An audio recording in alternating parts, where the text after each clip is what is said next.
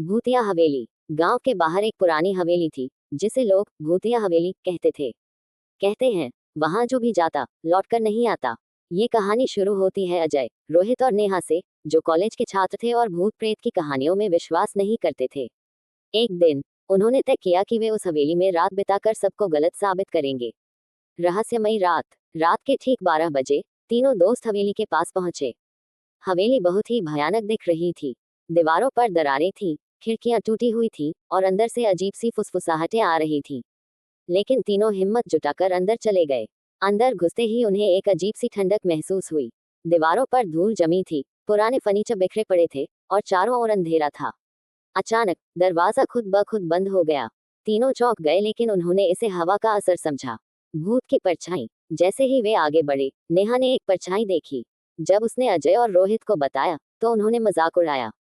लेकिन अगले ही पल उन्हें एक जोरदार हंसी सुनाई दी, एक ऐसी हंसी जो किसी इंसान की नहीं लग रही थी। अब तीनों के चेहरे पर डर साफ झलकने लगा। वे तेजी से सीढ़ियां चढ़कर ऊपर के कमरे में पहुंचे। वहां एक पुरानी तस्वीर टंगी थी, एक औरत की तस्वीर। उसकी आंखें चमक रही थी, जैसे वो उन्हें घूर रही हो।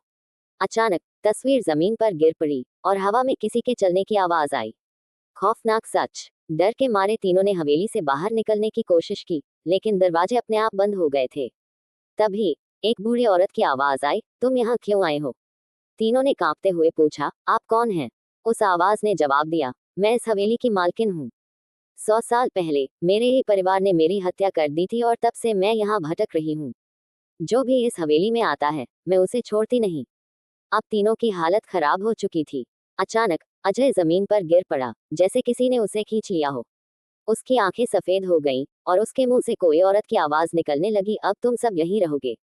भागने की कोशिश। रोहित और नेहा ने हिम्मत जुटाकर अजय को उठाया और खिड़की की ओर भागे। खिड़की खोलते ही एक जोरदार झटका लगा और वे तीनों हवेली के बाहर फेंक दिए गए। हवेली के अंदर से चीखने की आवाज आए और दरवाजे फिर से बंद हो गए। तीनों किसी तरह गांव वापस आए, लेकिन अजय कभी पहले जैसा नहीं रहा।